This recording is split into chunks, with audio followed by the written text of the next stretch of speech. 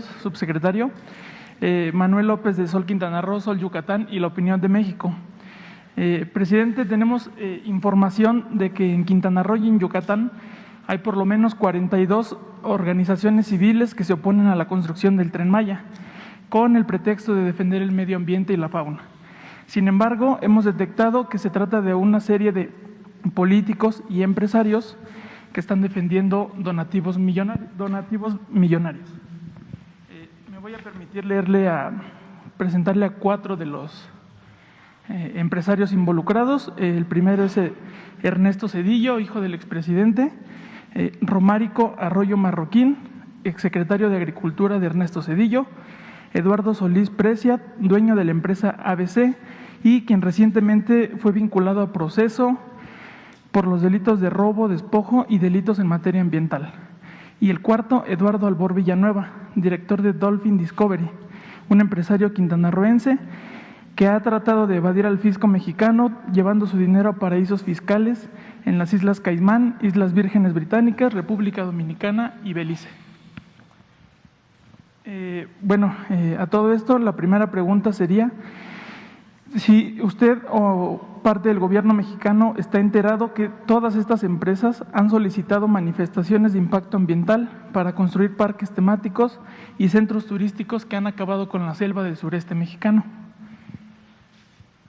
La segunda, que va de la mano, ¿usted considera prudente abrir una investigación respecto a cómo se han adjudicado grandes extensiones de selva y costas todos estos empresarios para crear desarrollos inmobiliarios? Bueno, estamos evitando ya el saqueo no solo del sureste, sino en el país en general. Yo creo que la principal misión de este gobierno es desterrar la corrupción, acabar con el saqueo.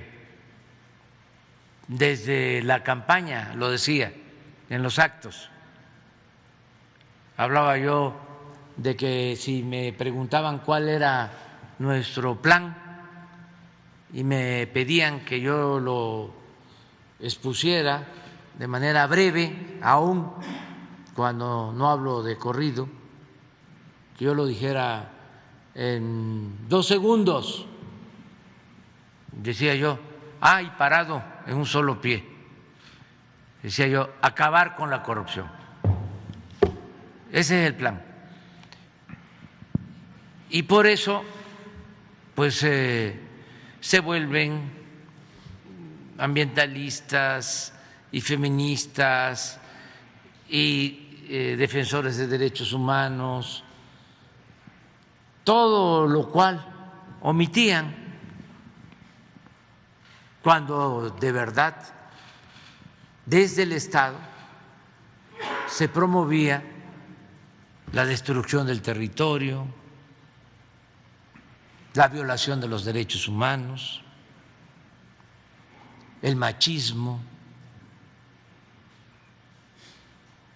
todo lo que ahora supuestamente defienden estos falsarios, ¿no? Pero nosotros tenemos que seguir adelante. En lo del Tren Maya es muy claro que la gente apoya esta obra, que es en beneficio del sureste, una de las regiones más abandonadas del país. Es muy sencillo de explicar. Durante el periodo neoliberal creció el norte,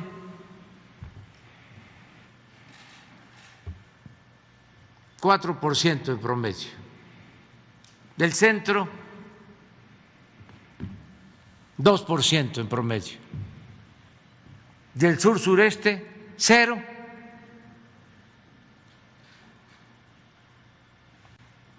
En más de 30 años se dedicaron a sacarles las riquezas a los estados del sur y del sureste, sobre todo el petróleo. durante todo el periodo neoliberal, de los ingresos petroleros se integraba el presupuesto nacional. De cada peso, 40 centavos del presupuesto provenían del petróleo, de Campeche, de Tabasco, de Chiapas. Y no se les regresaba nada. Se abandonó el sureste. Ahora es distinto, no se está abandonando el norte, no se está abandonando el centro, se está impulsando el sur para que el desarrollo sea horizontal y alcance a todos. Pero los corruptos, porque no hay otra palabra más clara, lo que quieren es mantener el mismo régimen y están queriendo, hablando en términos de trenes, descarrilarnos, pero no van a poder. Se planea investigar las concesiones que hasta el momento tienen con la... O sea, en municipios como Solidaridad y en Felipe Carrillo Puerto tienen desarrollos inmobiliarios que están destruyendo parte de la selva y el subsuelo y todo lo demás, pero sí.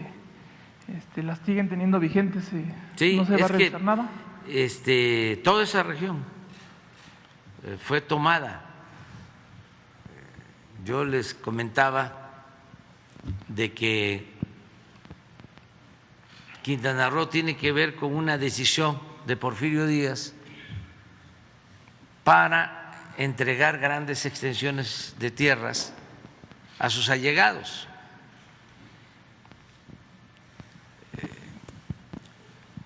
Quintana Roo pertenecía, el territorio, a Yucatán. Y con Porfirio Díaz se creó un nuevo territorio con las tierras de Yucatán. No dijeron nada los hacendados yucatecos porque ellos estaban siendo beneficiados con el auge del Enequén. Y Porfirio Díaz les permitía tener esclavos. Y por eso fue el progreso de Yucatán. Ese es el origen de el Paseo Montejo, de las casas muy lujosas del Paseo Montejo, eran de hacendados. De ahí viene lo de la casta divina de Yucatán. Entonces, pues no les interesaba que la mitad del estado de Yucatán pasara a formar parte del territorio de Quintana Roo, porque además no estaba habitado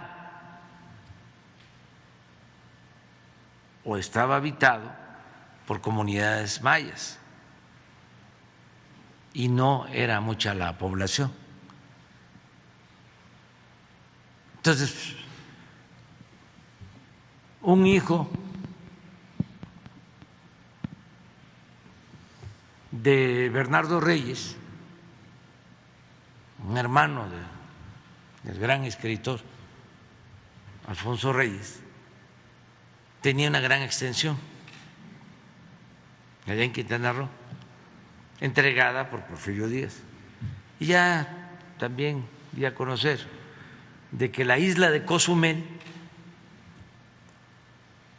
fue entregada al hermano del maestro Justo Sierra. Entonces, así se entregó. Pero era inhóspito, era malsano el clima,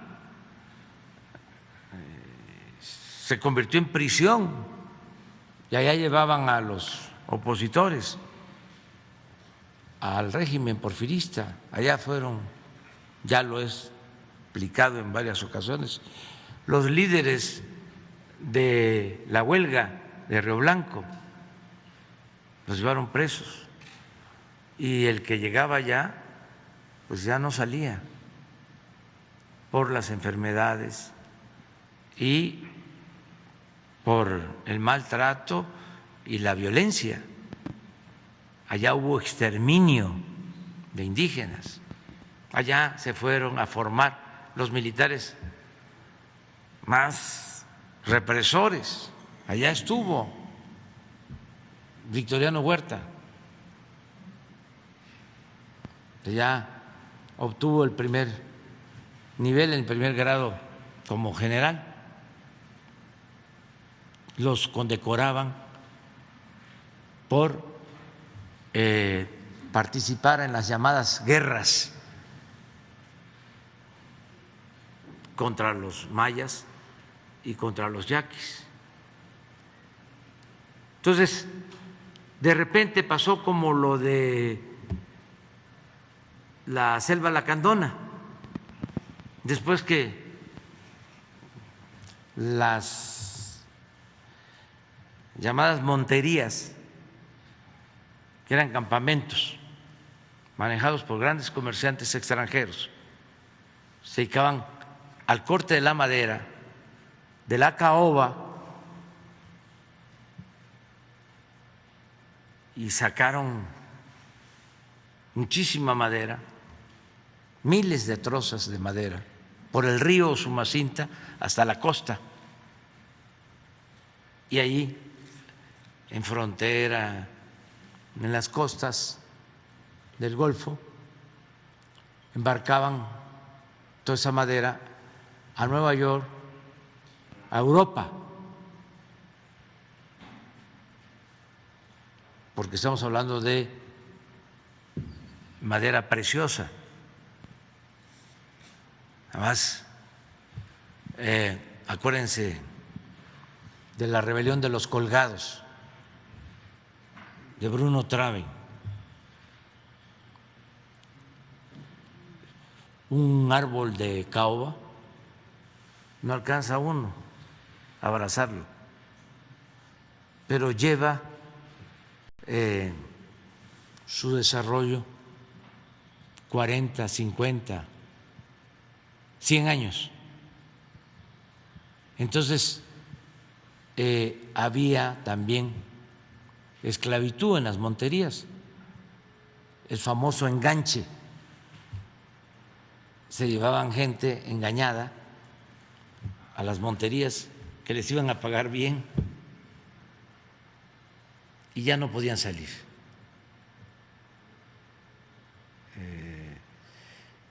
Entonces, la lacandona, después de la revolución, como Quintana Roo, se quedan sin actividad.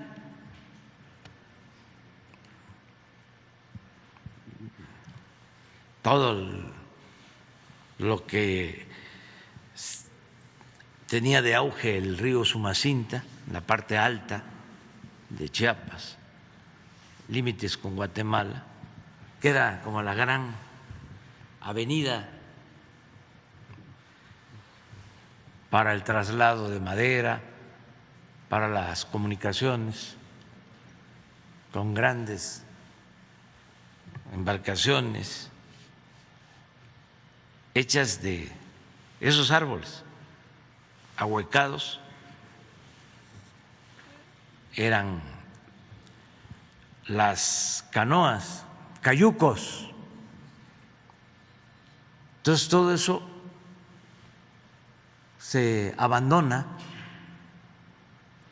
Pasa lo mismo en Quintana Roo y de repente viene un auge nuevo En el caso de la lacandona, hablaba yo de que va repoblándose de nuevo la selva, van creciendo de nuevo los árboles de caoba y viene otro plan para desmonte, para tala de caoba. Y es cuando se creó una empresa en Palenque que se llamaba Triplay de Palenque y sacaban de los árboles el triplay. Eso en los años 70. Casi al mismo tiempo empieza el auge en Quintana Roo, el auge turístico. Y bueno, los primeros que se benefician pues son los políticos y la gente allegada al poder, se quedan con grandes extensiones. Inclusive donde están los centros turísticos más importantes de la Riviera Maya eran fideicomisos públicos y se fueron convirtiendo en propiedad privada. Todo esto en el periodo neoliberal. Y cuando se conoce la zona, pues sabe uno lo que sucedió, lo que tú estás planteando.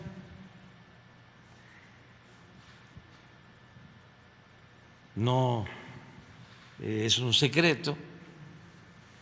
Se sabe, por ejemplo, que un banquero famoso, Roberto Hernández, que era el principal accionista de Banamex y que fue el que le recomendó a Vicente Fox a Francisco Gil Díaz como secretario de Hacienda, porque Gil Díaz, después de ser subsecretario de Salinas, de Hacienda, pasó a trabajar como es la costumbre, que por cierto ayer la Suprema Corte resolvió de que sí pueden seguirlo haciendo. Como era la costumbre, después de ser subsecretario de Hacienda, se va a trabajar con Roberto Hernández, Gil Díaz. Luego gana Fox y Roberto Hernández lo recomienda para que actuara como secretario de Hacienda. Y siendo secretario de Hacienda es cuando se vende Banamex. Roberto Hernández y otros socios venden Banamex en 12,000 millones de dólares y no pagaron ni un centavo de impuestos. Bueno,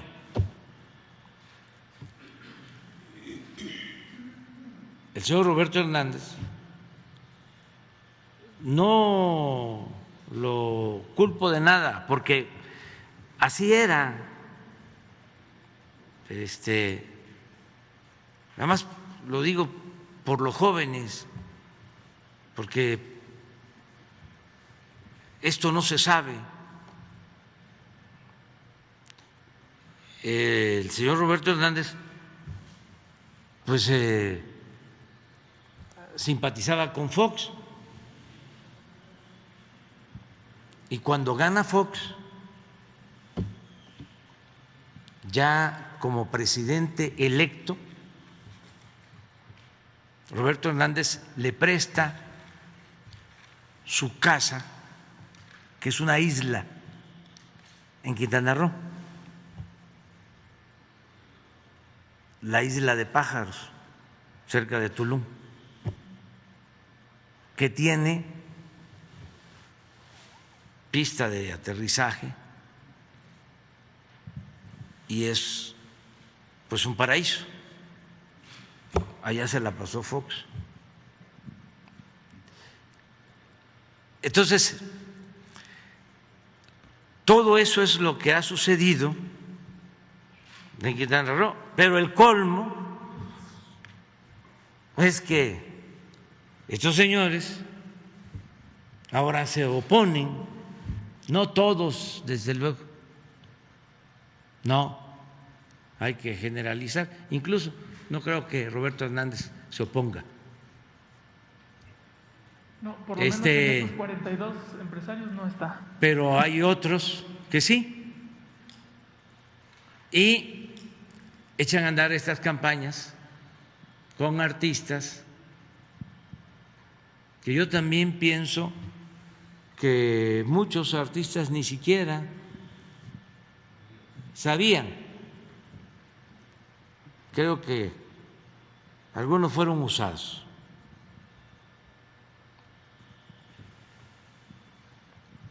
Nosotros vamos a continuar con el plan porque estamos cuidando el medio ambiente, siempre lo vamos a hacer y pues debe de tenerse en cuenta de que México, nuestro país, por primera vez en la historia, tiene un programa de reforestación que es el más importante del mundo. Estamos destinando 1.600 millones de dólares al año. Esto no lo están haciendo en Estados Unidos, ni en Canadá, ni en Francia, ni en China, ni en Rusia, ni en ninguna parte.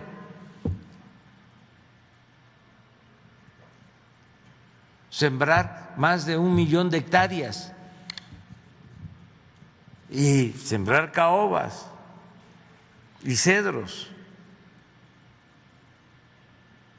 Solo en los 5 estados del sureste por donde pasa el Tren Maya, más de 400,000 hectáreas. Chiapas 200,000. Pero en las zonas más cercanas al tren, en total 200,000 hectáreas. Estuve el fin de semana en Espujil. Ahí hay, en la región de Espujil, que es el municipio de Calakmul, como 6,000 sembradores que están recibiendo mes con mes un jornal para que cultiven, para que siembren sus parcelas, sus pequeñas propiedades. Pero eso muchos no lo saben y pues otros no quieren escuchar nada de eso, les molesta, pero bueno, ofrecemos disculpa porque vamos a seguir informando. Por último, ¿tiene algún